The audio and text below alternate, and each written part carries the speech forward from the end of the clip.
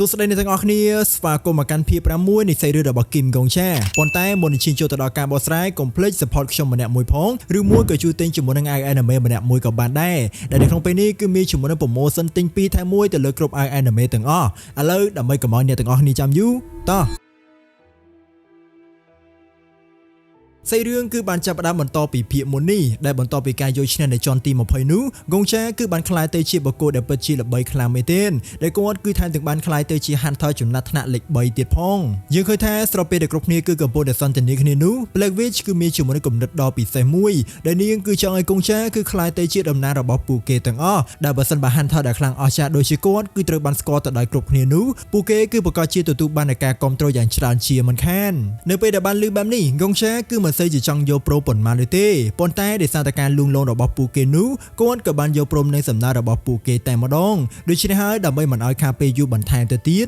គាត់ក៏ត្រូវបានគេយកទៅធ្វើខ្លួនផងដែរដែលមុនពេលដែលជាន់ទី21គឺត្រូវបានបើកនោះពួកគេគឺនឹងចូលរួមនៅក្នុងកម្មវិធីកាសែតដ៏ធំមួយបញ្ចប់ជាមួយនឹងព្រឹត្តិការណ៍មួយនេះកុងឆាក៏បានសម្រេចចិត្តធ្វើដំណើរទៅកាន់ផ្នែកខាងលើនៃអគារតូចមួយដែលស្របពេលដែលគាត់កំពុងតែអង្គុយនោះគាត់ក៏ទទួលបានការផ្ញើសារមួយផងដែរដែលការផ្ញើសារនេះគឺមិនមែនមកពីអ្នកណាដែលមិនសំខាន់នោះទេប៉ុន្តែគឺជាការផ្ញើសារពីអាទិទេពមួយឈ្មោះថា The Goddess of Protection ដែលនាងគឺបានលើកឡើងថាកុងឆាគឺជាបុគ្គលដែលស័ក្តិសមបំផុតដើម្បីទទួលបាននូវធម៌ពលរបស់នាងនៅពេលដែលទទួលបានការផ្ញើសារមួយនេះកុងឆាគឺពិតជាឆ្ងល់ខ្លាំងមែនទែនថាការផ្ញើសារនេះគឺវាមានប្រភពមកពីណាទៅដែលបន្ទាប់ពីការកលេចទៅមើលដៃរបស់ខ្លួននោះគាត់ក៏បានស្វែងយល់ភ្លាមផងដែរដែលគាត់កំពុងតែកាន់នេះគឺជាអាទិទេពដែលបានផ្ញើសារមកកាន់គាត់នឹងឯងដែលបានស្វែងយល់អំពីរឿងរ៉ាវនេះភ្លាមកុងឆាគឺពិតជាមានការភ្ញាក់ផ្អើលខ្លាំងមែនទែនស្អែកឡើងមុនពេលដែលកម្មវិធីគឺត្រូវបានចាប់ផ្ដើមនោះកុងឆាគឺកំពុងតែរងចាំនៅក្នុងបន្ទប់ពិសេសមួយដែលស្របពេលដែលគាត់កំពុងតែអង្គុយនោះគាត់គឺត្រូវបានគេសរសើរជាច្រើនផងដែរជាពិសេស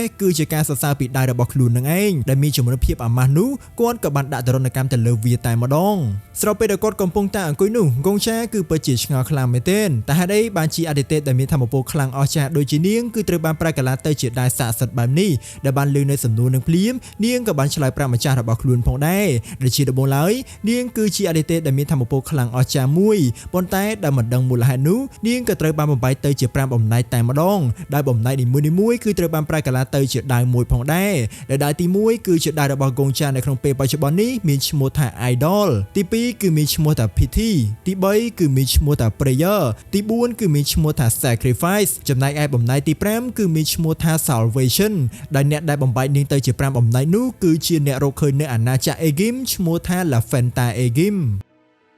ពួកយើងបានស្វែងយល់ទៀតថាដៃនៅក្នុងដៃរបស់កុងឆានេះគឺមានធម៌ពលត្រឹមតែ 1/5 តែប៉ុណ្ណោះដែលបើសិនបើគាត់គឺអាចស្វែងរកឃើញនៅបំណែកផ្សេងៗបាននោះដៃនេះគឺប្រកាសជាទទួលបានធម៌ពលដូចដើមជាមិនខានដែលវាគឺមិនមែនជារឿងមួយដែលពិបាកនោះទេពីព្រោះថាប្រសិនបើបំណែកផ្សេងៗគឺនៅចិត្តនាងនោះនាងគឺនឹងអាចដឹងអំពីទីតាំងរបស់វាហើយនាងគឺនឹងផ្ដល់ដំណឹងនេះទៅកាន់កុងឆាផងដែរបន្ទាប់ពីការផ្ដល់នូវព័ត៌មានមួយនេះកុងឆាគឺពិតជាមានចំណាប់អារម្មណ៍ខ្លាំងមែនទែនដែលគាត់គឺនឹងព្យាយាមស្វែងរកនៅបំណែកផ្សេងៗបន្ថែមទៅទៀតប៉ុន្តែមុនពេលដែលគាត់គឺបានចេញដំណើរទៅខាងក្រៅនោះគាត់ក៏បានដាក់ឈ្មោះទៅឲ្យដៃនៅក្នុងដៃរបស់ខ្លួនទៀតផងដែលនៅក្នុងពេលហ្នឹងដៃនេះគឺមានឈ្មោះថា Shiny បញ្ចប់ជាមួយនឹងការសន្ទនាមួយនេះកុងឆាក៏បានសម្រេចចិត្តទៅចូលរួមនៅក្នុងកម្មវិធីកាសែតមួយតែម្ដងដែលអង្គុយក្បែរគាត់នោះគឺជា Black Witch ផងដែរដែលនាងគឺបានបញ្ចេញនូវព័ត៌មានមួយដែលពិតជាអស្ចារ្យខ្លាំងមែនទែនដែលនៅក្នុងដំណើរនៃការកម្ចាត់នៅជាន់ទី11រហូតដល់ជាន់ទី20នោះពួកគេគឺមិនមានការស្លាប់ពីអ្នកណានោះទេដែលនេះគឺជារឿងមួយដែលមិនដែលធ្លាប់មានឡើយនៅពេលដែលបានលឺនៅព័ត៌មានបែបនេះគ្រប់គ្នាគឺពិតជាសប្បាយចិត្តខ្លាំងមែនទែន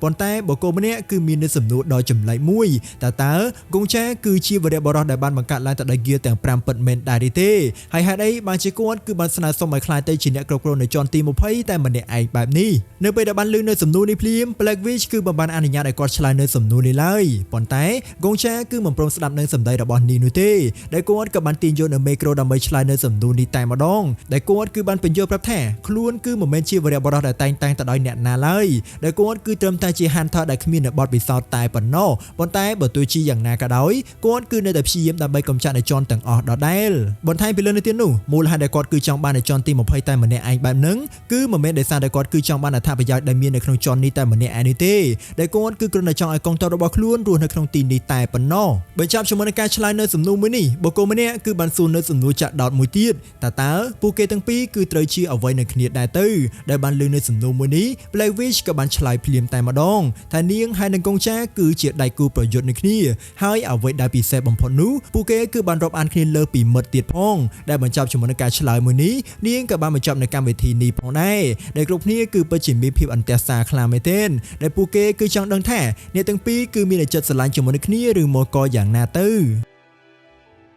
យើងឃើញថានៅក្នុងពេលនោះពេលវេលាក៏បានធ្វើដំណើរមកដល់ដែលជាន់ទី21ក៏ត្រូវបានបើកផងដែរប៉ុន្តែមុនពេលដែលពួកគេគឺបាននិយាយពាក្យថា transport នោះគ្រប់គ្នាក៏បានធ្វើដំណើរទៅដល់ទីលាននៃបេសកកម្មតែម្ដងដែលសូម្បីតែអ្នកដែលកំពុងតែធ្វើនៅរឿងផ្សេងនោះក៏ត្រូវបានបញ្ជូនមកកាន់ទីនេះផងដែរនៅពេលដែលពួកគេគឺបានធ្វើដំណើរមកដល់គ្រប់គ្នាគឺបានជួបជាមួយនឹងបុគ្គលម្នាក់ដែលបុគ្គលម្នាក់នេះគឺជាអ្នកគ្រប់គ្រងនៅកន្លែងនេះទាំងមូលដែលពួកយើងបានស្វែងយល់ថាទីនេះគឺមិនមែនជាកន្លែងដែលធម្មតានោះទេប៉ុន្តែគឺជាបណ្ណាល័យមួយដែលផ្ទុកនៅគ្រប់សាច់រឿងទាំងអស់បានន័យថាចំណេះដឹងក៏ដូចជាសាច់រឿងដែលបានកើតឡើងនៅក្នុងចក្រវាលមួយនេះគឺត្រូវបានផ្ទុកនៅឯទីនេះទាំងអស់តែម្ដងពួកយើងបានស្វែងយល់ទៀតថាមានតែ Hunter ដែលមាននៅរហស្សនាមពីបន្ទាយតែប៉ុណ្ណោះដែលត្រូវបានបញ្ជូនមកកាន់ទីនេះហើយដូច្នេះហើយបានជាបុគ្គលមួយចំនួនគឺមិនទាន់បានត្រៀមខ្លួនរួចរាល់នៅឡើយនេះទេប៉ុន្តែបើទោះជាយ៉ាងណាក៏ដោយពួកគេគឺនៅតែមិនអាចធ្វើអ្វីបានដដែលដើម្បីកុំឲ្យខាតពេលយូរបន្ថែមទៀតនោះអ្នកគ្រប់គ្រងនៅបណ្ណាល័យមួយនេះក៏បានចាប់ផ្ដើមបញ្ជូននៅបេសកកម្មនៅក្នុងជាន់នេះតែម្ដងប៉ុន្តែមុនពេលដែលគាត់គឺបានចាប់ផ្ដើមបញ្ជូននោះគាត់គឺត្រូវតែបញ្យល់អំពីសៀវភៅទាំងអស់ជាមុនសិន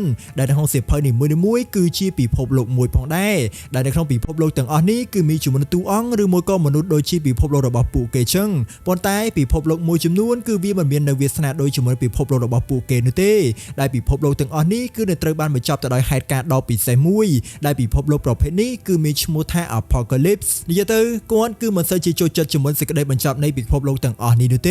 េដូច្នេះហើយនៅក្នុងបេសកកម្មខាងមុខនេះគ្រប់គ្នាគឺត្រូវតែជ្រើសរើសនៅ Apocalypse ចំនួន8ផ្សេងគ្នាដើម្បីអីគឺដើម្បីព្យាយាមផ្លាស់ប្ដូរនៅជោគវាសនានៃពិភពលោកទាំងអស់នេះឯងធ្វើយ៉ាងណាឲ្យសាច់រឿងនៅក្នុងពិភពលោកមួយនឹងគឺកាន់តែមានន័យជាងមុនបន្ថែមទៅទៀតនៅពេលដែលបានឃើញនៅបេសកកម្មមួយនឹង Hunter មួយចំនួនគឺមិនសូវជាចង់ជឿប៉ុន្មាននោះទេដែលបើសិនបើពួកគេគឺអាចយកឈ្នះនៅអ្នកគ្រប់គ្រងបាននោះពួកគេគឺប្រកាសជាអាចឡើងទៅកាន់ជាន់បន្ទាប់ជាមិនខានដូច្នេះហើយពួកគេក៏បានសម្រេចចិត្តថានឹងវាប្រហារនៅបុគ្គលម្នាក់នេះតែម្ដងដែលបានឃើញបែបនេះ Blackfish ក៏មានបំណងនៅក្នុងការបញ្ឈប់ពួកគេផងដែរប៉ុន្តែនាងគឺត្រូវបានបញ្ឈប់ទៅដោយកងចាដូចគ្នាពីព្រោះថាព្រឹត្តិការណ៍ទាំងអស់នេះគឺត្រូវបានចាក់ផ្សាយទៅកាន់ពិភពលោកទាំងមូលដូច្នេះពួកគេគឺមិនគួរណាបញ្ចេញនូវសកម្មភាពដែលមិនល្អនោះទេយើងឃើញថាបើទោះជាត្រូវបានគេហាមប៉ុណ្ណាក៏ដោយ Hunter មួយចំនួនគឺនៅតែស្ទុះទៅវាប្រហារនៅអ្នកគ្រប់គ្រងដដែលដែលបានជួបនៅស្ថានភាពមួយនេះគាត់គឺត្រឹមតែបើកនៅសៀវភៅមួយតែប៉ុណ្ណោះដែលត្រឹមតែមួយរំពេចនោះទេ Hunter ទាំងអស់គឺត្រូវបានបញ្ជូនទៅកាន់ពិភពលោកមួយផ្សេងទៀតដែលពួកគេគឺមិនមានសង្ឃឹមនៅក្នុងការត្រឡប់មកវិញបានឡើយ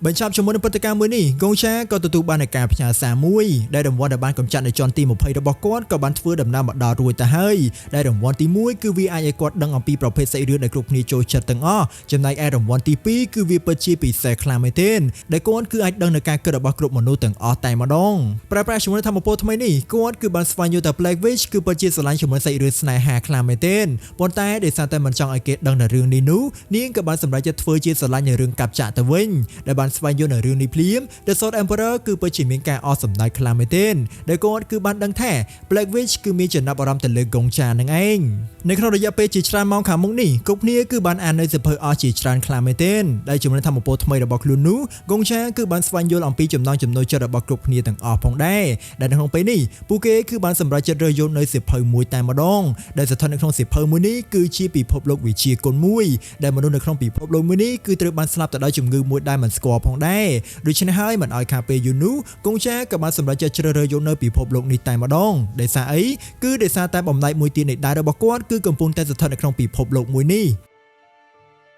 បន្ទាប់ពីការជ្រើសរើសយកនៅពិភពលោកហើយនោះពួកគេគឺត្រូវតែសម្រេចទៅលើកត្តាមួយទៀតតើអ្នកណាគឺជាអ្នកចូលរួមនៅក្នុងបេសកកម្មមួយនេះពីព្រោះថាបេសកកម្មមួយនឹងគឺអាចចូលរួមបានត្រឹមតែ2ទៅ4នាក់តែប៉ុណ្ណោះដែលបានលើកបែបនេះភ្លាមកងចាក៏បានស្ម័គ្រចិត្តភ្លាមតែម្ដងនៅក្នុងរំពេចនោះ Marcus ក៏បានលើកឡើងអំពីបុគ្គលម្នាក់ផងដែរដែលគាត់គឺជាអ្នកផ្សំថ្នាំដ៏ល្បីម្នាក់ហៅថា The King of Medicine ដែលគាត់គឺជាបុគ្គលដែលពិតជាចាំបាច់នៅក្នុងបេសកកម្មនេះខ្លាំងមែនទែនពីព្រោះថាបញ្ហាដ៏ធំបំផុតចំពោះពិភពលោកដែលពួកគេនឹង ធ្វើដំណើរទៅនោះគឺជាជំងឺដែលមិនស្គាល់ឈ្មោះមួយដូច្នេះហើយរើសជាមួយនឹងអ្នកផ្សំថ្នាំដែលមានទេពកោសល្យនោះគឺជារឿងដែលចាំបាច់បំផុតនៅក្នុងរំពេចមួយដូចគ្នាហ្គងឆាក៏បានលើកឡើងអំពីបុគ្គលម្នាក់ផងដែរដែលបុគ្គលម្នាក់នឹងគឺជាអ្នកនាង pharmacist នឹងឯងដែលបើទោះជានាងគឺមិនសូវជាល្បីប៉ុណ្ណាក៏ដោយប៉ុន្តែទេពកោសល្យរបស់នាងគឺពិតជាខ្លាំងអស្ចារ្យមែនទែនពួកយើងបានស្វែងយល់ថាដោយសារតែមិនមានការសក់ចិត្តនោះពួកគេគឺបានសម្រេចចិត្តប្រកួតនៅក្នុងការផ្សំថ្នាំមួយដែល The King of Medicine គឺបានផ្សំនៅថ្នាំមួយដែលពិតជាពិសេសខ្លាំងមែនទែនដែលបន្ទាប់ពីការផឹកនៅថ្នាំមួយនេះគ្រប់របួសទាំងអស់គឺនឹងត្រូវបានជាទាំងអស់តែម្ដងប៉ុន្តែអ្វីដែលនឹកស្មានមិនដល់នោះថ្នាំរបស់អ្នកនាង pharmacist គឺវាពិសេសជាងគាត់ទៅទៀតដែលថ្នាំរបស់នាងគឺអាចធ្វើឲ្យគ្រប់ផ្នែកនៃខ្លួនរបស់អ្នកណាម្នាក់បើទោះជាត្រូវបានដាច់ប៉ុណ្ណាក៏ដោយវាគឺនៅតែអាចតវិញទៅនៅខ្លួនដោយមិនមានបញ្ហានោះទេ